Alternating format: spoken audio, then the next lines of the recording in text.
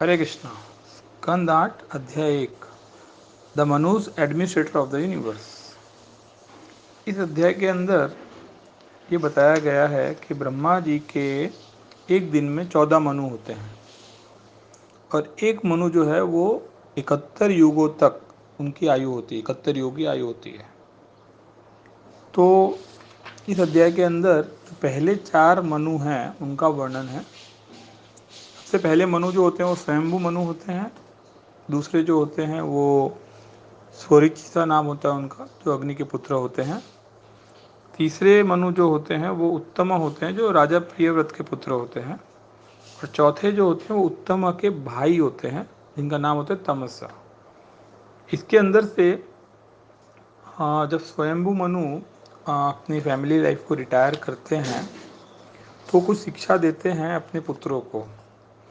तो उनमें से कुछ शिक्षाओं को हम डिस्कस करेंगे। जैसे वो कहते हैं कि भगवान जो हैं वो हमारे हर कार्यकलापों को के ऊपर दृष्टि रखते हैं, लेकिन फिर भी एक जीवात्मा जो है वो भगवान को देख नहीं पाता है।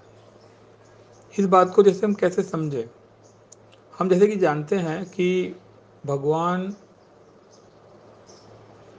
इस हर एक के हृदय में विद्यमान है। भगवान हर कण कण में विद्यमान है, हर वस्तु में विद्यमान है, लेकिन हमारे ज्ञान के अपूर्णता के कारण हम भगवान को देख नहीं पाते हैं। लेकिन थोड़ा सा अभ्यास करें तो हम समझ पाएंगे। जैसे कि अगर हम सोचें कि ये समुद्र किसने बनाया, ये पूरी पृथ्वी किसने बनाई, आकाश किसने बनाया, ये सब तारे ग्रह ये सब किसने बनाया, ये सब जो प्रॉपर्टी है उसका प्रोपराइटर कौन?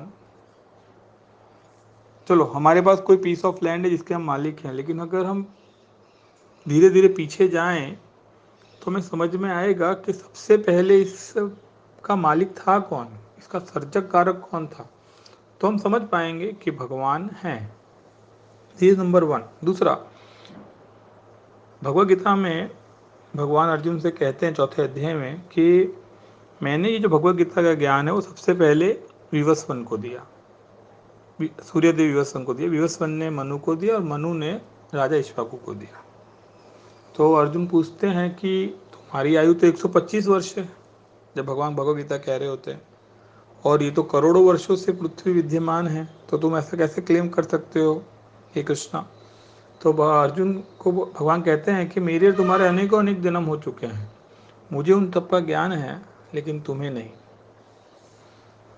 आगे चलकर भगवद गीता में भगवान कहते हैं सर्वस्य चाहम हृदय सन्निविष्टो मत्त स्मृतिर ज्ञानम अपनम च। ये 15वें अध्याय का 15वां श्लोक है, जहाँ हमारी जो याद करने की शक्ति और भूलने की शक्ति, ये सब भगवान से ही आती है। और भगवान हमारे हृदय में परमात्मा रूप में विद्यमान है।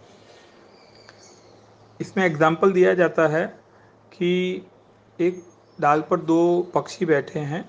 एक पक्षी फ्रूट्स खाने में बिजी है, लेकिन दूसरा पक्षी जो है उसका हर कार्य का साक्षी है।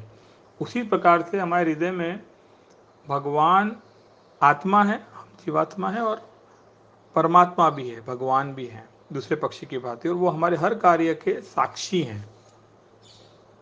लास्टली, जैसे सूर्य होता है और सूर्य से सूर्य की किरण आती है, लेकिन जब सूर्य आकाश में नहीं होता तो वो कहीं और होता है, केवल हमें दिखाई नहीं देता है।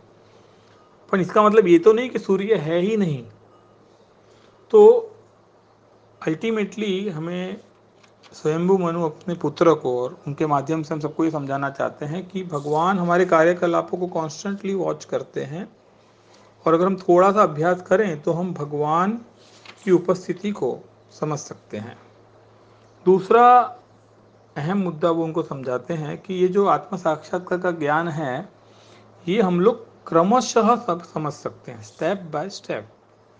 जैसे कि फर्स्ट स्टेप उसके अंदर क्या है भगवान को समझने में, तो वो ये है कि हम हमारा कार्य करते रहें और हमारे कार्य के जो फल हैं, परिणाम हैं, वो भगवान को अर्पित करें। That is the first step.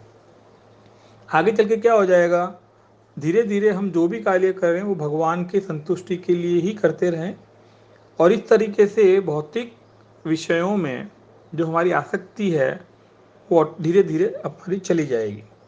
जैसे श्रीमद् भागवतम में कहा गया है कि संसिद्धिर हरितोषणम, हम कोई भी वर्ण और आश्रम में रहें, और सभी वर्णों और आश्रम में जो हाईएस्ट अगर परफेक्शन अगर हमें पाना है तो वो तभी मिल सकता है जब हम समसिद्धि हरितोषणम, जब हम भगवान विष्णु की प्रसन्नता के लिए, हरि की प्रसन्नता के लिए जीवन में कार्य करने लगेंगे, तो वो जीवन की पूर्णता है, ऐसा श्रीमद् भागवतम में कहा गया है।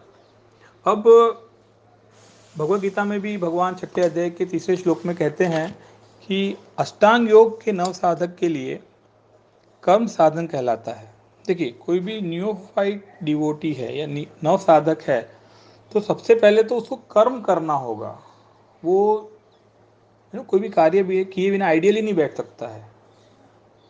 और योग सिद्धि पुरुष के लिए, जो योग में जिसको सिद्धि मिल चुकी है, समस्त भौतिक कार्यकलापों का परित्याग ही साधन कहा जाता है। तो देखिए, पहले कर्म में लगाने के लिए भगवान कह रहे हैं कि पहले तो हमें कर्म में लगना होगा और उसके रिजल्ट भगवान को ऑफर करने होंगे। हाँ, मटेरियल एक्टिविटी में लगना होगा, उसके रिजल्ट भगवान को ऑफर करने हैं। लेकिन जब हम भक्ति में, जब हम योगा के पूर्ण आगे बढ़ जाते हैं और हाईएस्ट स्टेज पे होते हैं, तो उसमें कहा गया कि भौतिक कार्यों का परित्याग ही परफेक्शन है ना। तो I think this is clear. और फिर जो चौथे मनु होते हैं, जो तमस मनु होते हैं, तो सुखदेव गोस्वामी वर्णन करते हैं कि हाँ, उसमें भगवान गजेंद्र की रक्षा करते हैं। तो परीक्षित महाराज कौतूहलवश पूछते हैं, तो आप मुझे वो गजेंद्र की कैसे रक्षा करते हैं, क्या हुआ, तो उसके बारे में बताइए। और यहाँ पे पहला अध्याय पूरा होता है और दूसरे अध्याय से गजेंद्र मोक्ष की कथा आरंभ होती है, जो हम कल लेंगे। हरे कृष्णा।